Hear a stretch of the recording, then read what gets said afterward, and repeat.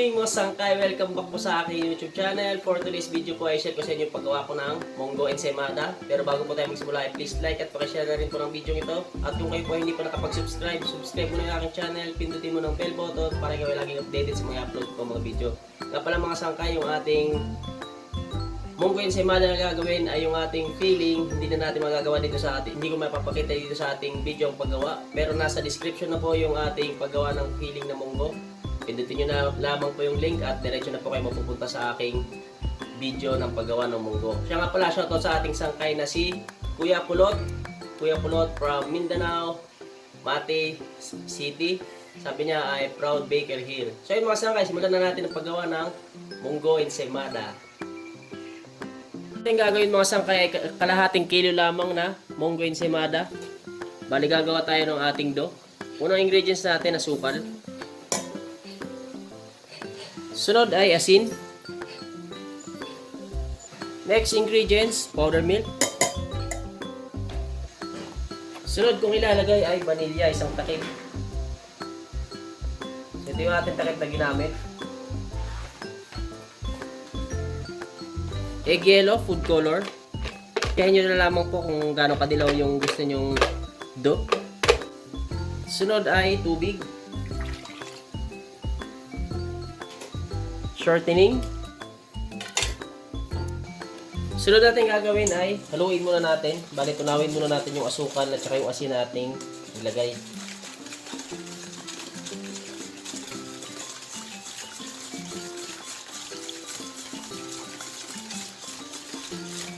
At ayan, kapag natunaw nyo na, naayos nyo yung paghahalo, ay lagay na natin yung ating harina.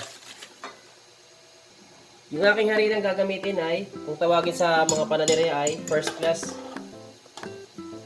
Ayan, kalahating kilo yung ating harina.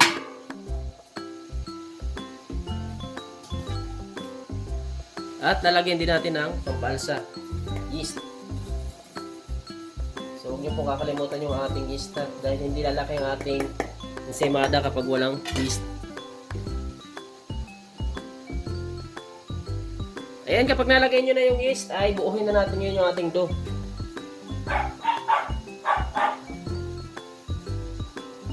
Bale yung ating dough mga sangkay ay gagamitin natin ng makina or roller para mas mabilis natin mapakinis.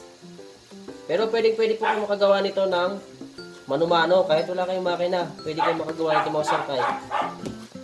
Dagdagan nyo lamang po yung ating tubig para hindi kayo mahirapan mag mano-mano o magpakinis ng ating dough.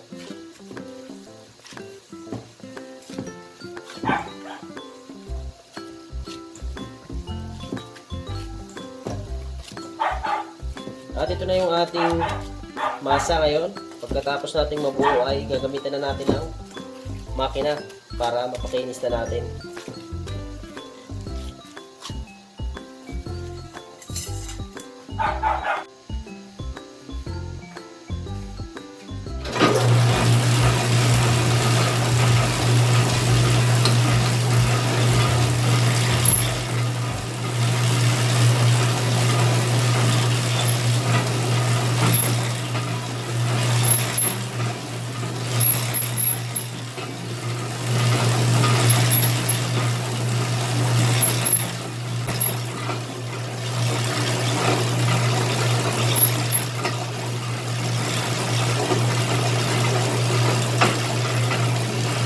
So, yun na yung ating dough. Bali, napakainisan natin. Ngayon, kakat na natin yung ating dough. Bali, titimbangin ko lang para pare-parehas sila ng laki.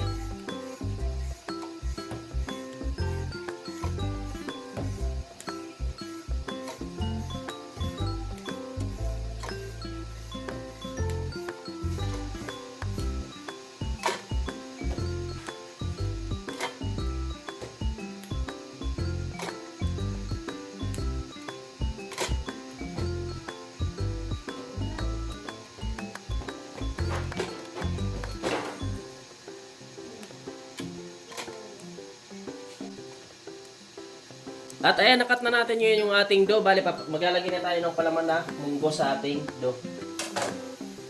So ngayon mga sangkay, bali ito yung ating munggo. Yan, yung ating munggo filling. Bali, puntahan nyo na lang po sa description yung paggawa ko ng munggo filling.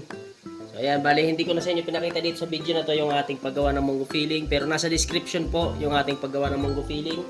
Pindutin nyo naman po yung link para diretso na po kayo makapunta sa ating paggawa ng munggo filling. So ngayon, ang gagawin natin ngayon ay magpapalaman na tayo ng ating simada.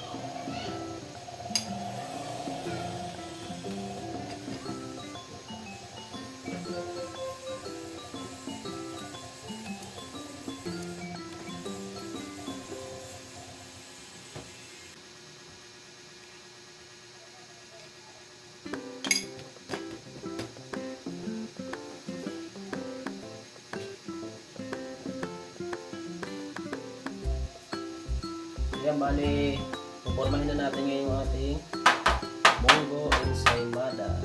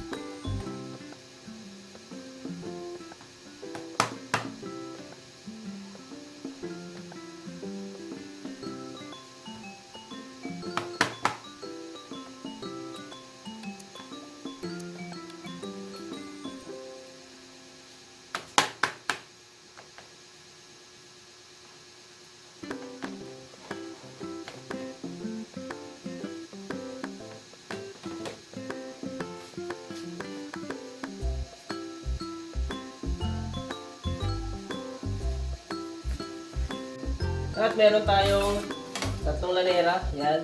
Bali, maglalagay tayo ng munggo ensaymada dyan. Kung maganda pa yung kanyang palalabasan kapag naluto na. Idea lang kung gusto nyo maglagay dito or sa plancha lang. Ayan.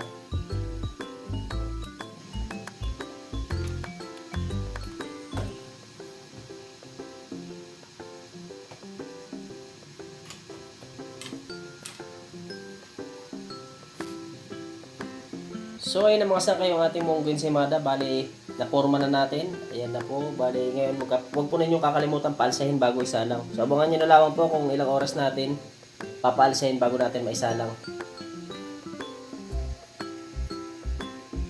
Sangkay, after 1 hour and 40 minutes, ayan na po yung ating munggo ensaymada. Bali, isasalang na po natin ngayon yung ating munggo ensaymada. Inuulit ko, 1 hour and 40 minutes po nating pinalsa.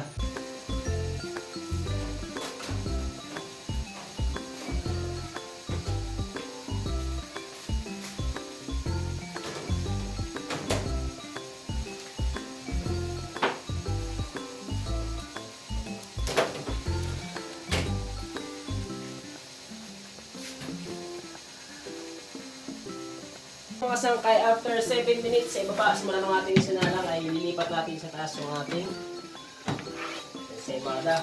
Bali, dito na natin pakukulahin sa taas yung ating ensaymada.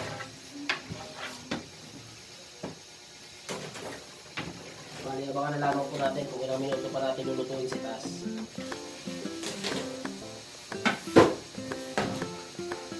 At after 6 minutes, mga sangkay, sa taas, ay kukunin na natin yung ating salang. Bali, linuto lamang natin ang 30 minutes. 30 minutes, bali 7 minutes sa ibaba at 6 minutes sa taas. So, ayan na po yung ating ensaymada.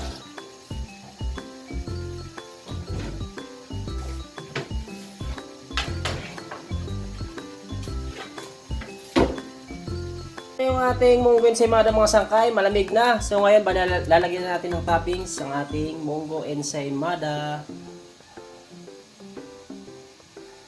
So bali, ang pinaka-toppings ko nito ay margarine lamang at saka asukal. Yan lang ang ating ilalagay sa ibabaw.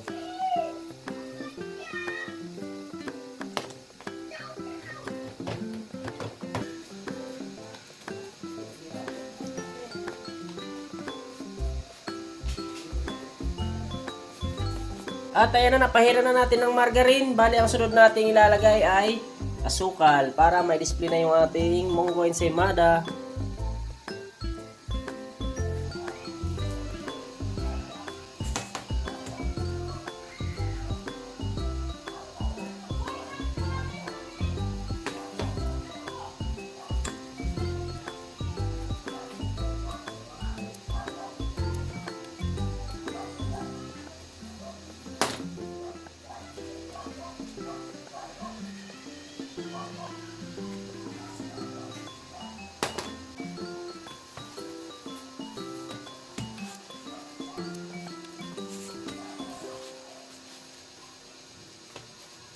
So ayan na yung ating finished product ng ating munggo ensaymada. Display na po natin.